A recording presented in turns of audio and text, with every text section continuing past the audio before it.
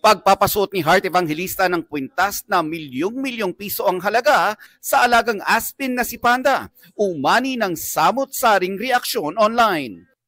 I love my dogs. Anak ko yun eh. And so, sinaspoil ko talaga siya. In fact, ang aking goal talaga is makarating siya sa Paris. I don't really feel like there's anything that I should do and not do, especially I do own the necklace.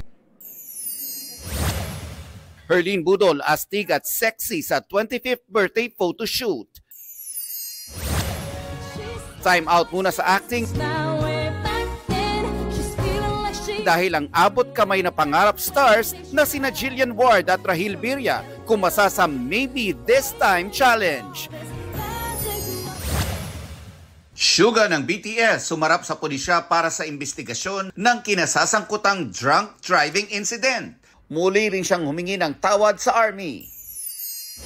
Nelson Canlas nagbabalita para sa GMA Integrated News. Huwag magpahuli sa mga balitang dapat ninyong malaman.